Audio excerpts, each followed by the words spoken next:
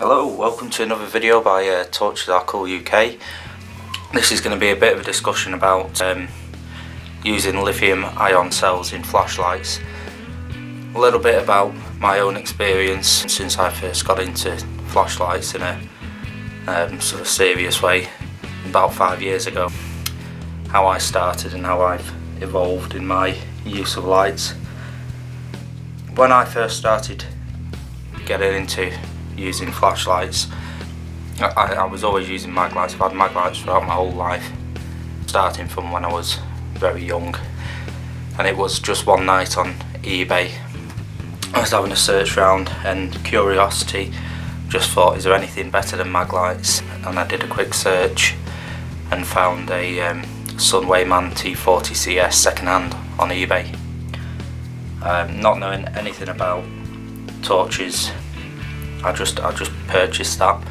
The title said you can throw 500 meters, and I thought, right, well, I'll give that a bash and see what difference that makes over and above the mag lights. And of course, when it came, it was just spectacular. The difference between going from an incandescent 6D cell mag light to a dedicated Sunwayman lithium ion thrower.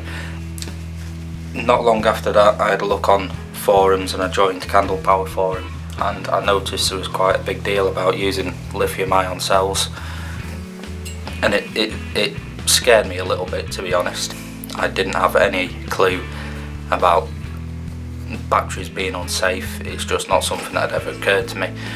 I'd been using 4 CR123s in the Sunwayman because I didn't have any 18650s. I didn't know where to buy them from, so I'd been using primary cells in that, but it put me off using it because of all the talk about batteries venting and cells exploding and all that sort of carry on.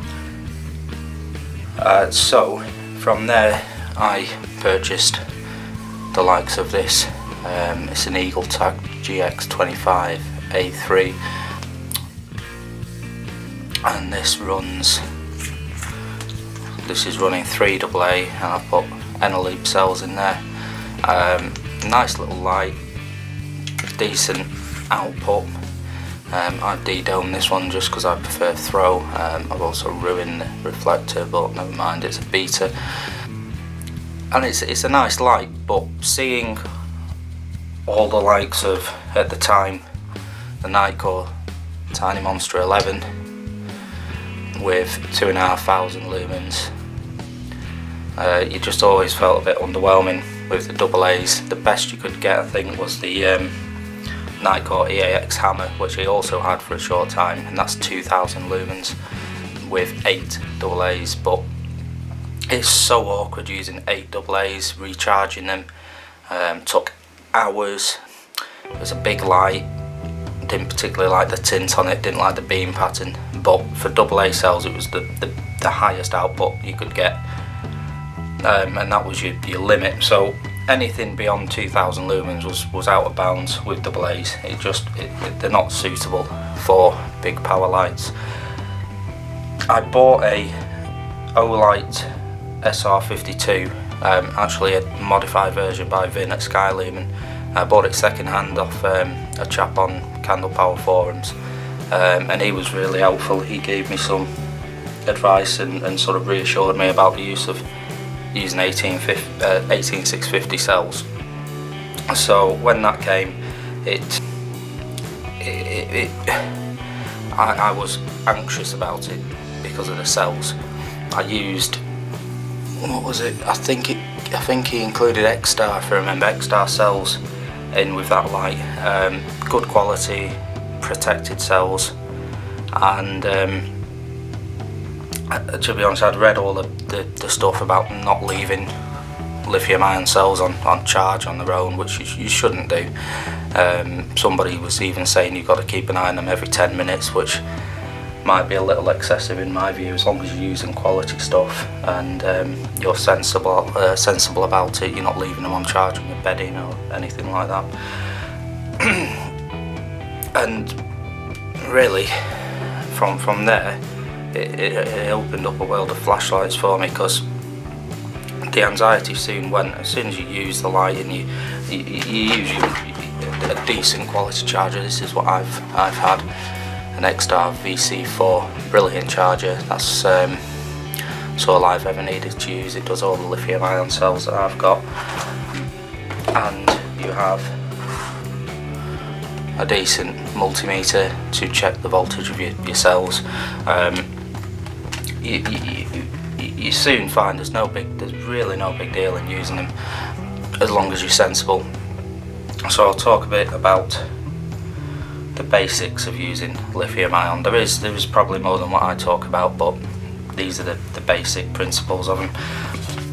We'll go through this night core first. So I'm using protected cells in this. These all run in parallel rather than in series. As you can see, they all face the same way. By the way, the fact that they all face the same way isn't necessarily indicate that they do run in parallel. That's not always the case. Sometimes it can appear like they run in parallel and they're not, they're in series, but it doesn't matter if you're using common sense. So first of all, you should use good quality. Good quality cells are absolutely essential. This company is Keep Power. They're well known to making high quality batteries. It's an 18650 cell with a little protective electronic circuit at the end. What you should be looking out for when using these cells is always ensuring that the shrink wrap, which is the plastic cover around the cell, is absolutely flawless. You do not want to rip this shrink wrap. You do not want the cell to touch the inside of the torch battery tube, because effectively you're going to create a short circuit there, and in a protected cell, whereas it should just flick off and cut the power, you shouldn't rely on that, because you want to have your wits about you. You want to keep every aspect of safety covered rather than relying on the electronic circuit board. So always make sure that you have perfect shrink wrap. If it's not, you need to remove the shrink wrap and recover it. I don't really recommend it, but I have used electric tape around cells before now to prevent them from shorting against the battery tube, but that's not ideal at all. So those are protected cells. This is the Astrolux MFO2. I've got a video on this on my channel, please check that out. This actually runs 4 18650 cells, but it runs 2 parallel and 2 series. So basically you've got 2 sets of 18650s running in series behind each other, and you can see that because the positive ends are at this side of the battery tube on 2 cells, and then on the other side the positive end is at this end, so that is usually indicative that they are running in series. So when 18650 cells run in series, it does take more care. You do have to generally make sure that before you use the light that all the cells are well balanced in terms of voltage, but for me I would make sure they're spot on. These are unprotected cells. It's a Samsung 30Q. I'll just compare it to the Keep Power. You see the Keep Power is, I'm gonna get this, so I'm using awkward camera angles. The Keep Power is longer because it's got the protection on one end, so it's a longer cell because it's got the extra circuit.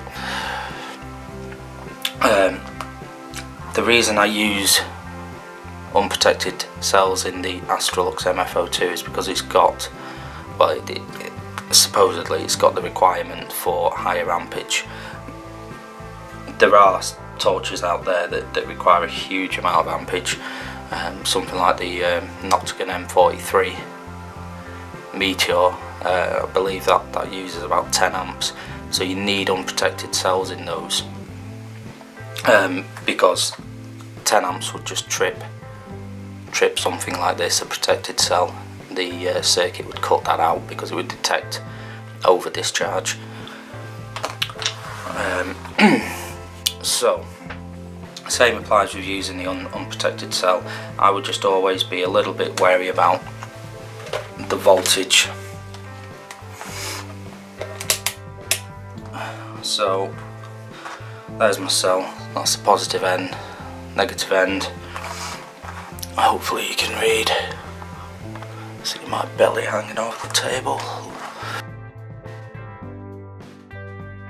So red goes to positive, black goes to negative.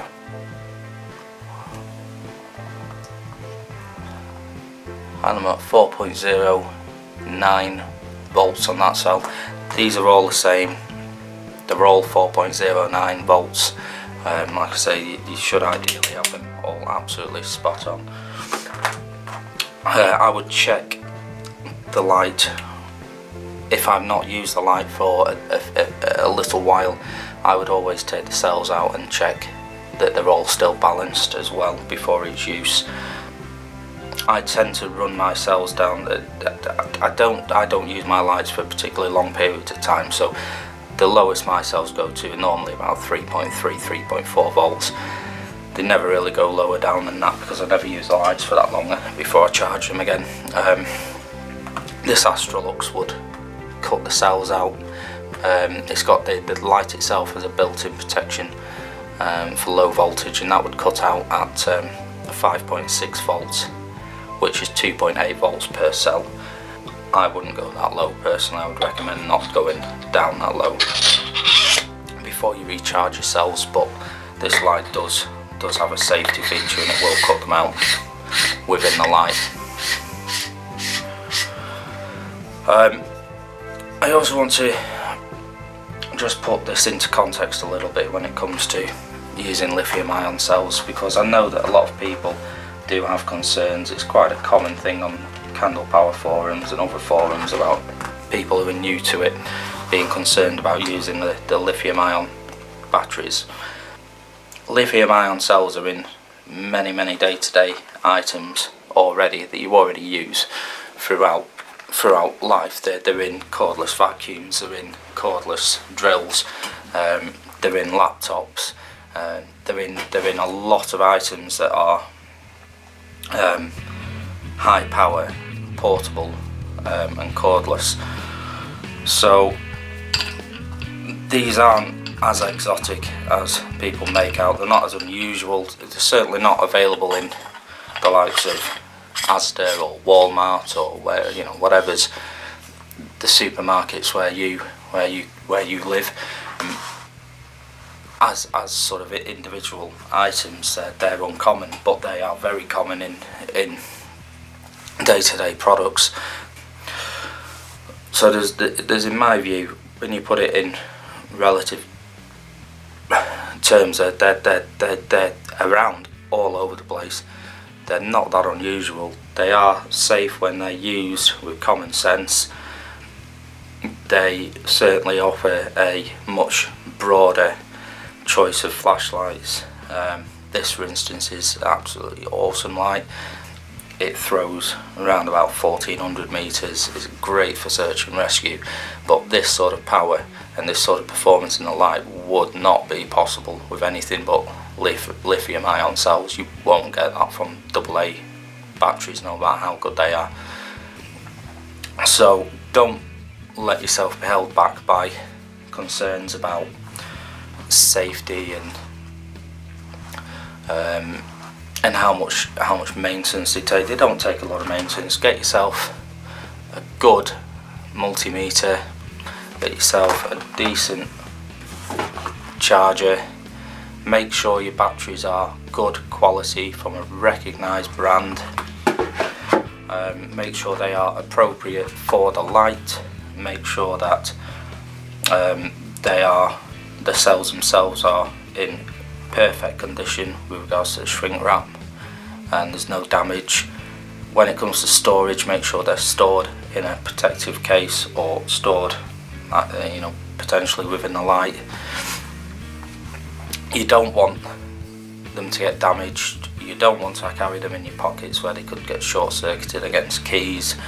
You don't want to run them down too low in terms of voltage, because you will damage the cell and you may run into problems with that. If you're concerned still about using 18650 cells, then you could start with a light that uses the cells in parallel, because parallel arrangement of cells is safer.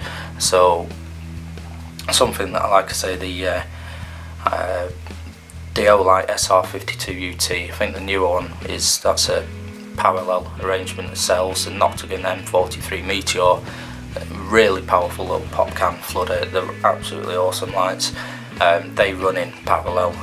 You're just very, very unlikely to get problems with those, as long as you cover the basic safety principles. Once you're familiar with those, try something that uses cells in series to get just more options, more lights. You'll soon find, as long as you keep your eye on voltages and you keep your eye on the condition of the cells and the light, then you should be fine. Always follow manufacturer's recommendations. Be aware of whether your light has low voltage protection or not, because that again is an extra safety feature that is recommended. And ultimately, don't be reliant on the fact that the cells or the light has protection. Always keep your wits about you, and as I say, you should be safe. But certainly for me, moving on from AA lights that have 1,000 lumens, maximum 2,000 lumens, to moving on to these sorts of things here it's a whole new world. So I'd definitely recommend doing it, and just take care. Make sure you spend good money, don't hold back, don't buy cheap stuff. I wouldn't necessarily recommend using second-hand cells unless you know they're from a reliable source. And yeah, crack on and enjoy. Thanks very much for watching. Please do check out my other videos. I am going to start doing a lot more reviews. Just done a review on this Astrolux today as well, superb light, and I'm going to try and get some more of these. I'm going to do a review on a Phi-Torch P25 soon. I'm going to do a review on a Lumen Top Tool 2.0 when that comes. Interestingly enough, that's either a AA alkaline or AA nickel metal hydride, or a 14500 lithium ion cell in that Lumen Top Tool. So you'll see the difference in output that a lithium ion cell can give you. So yeah, please check out my channel, please subscribe. You'd be really helping me by subscribing and viewing. Thanks very much for watching.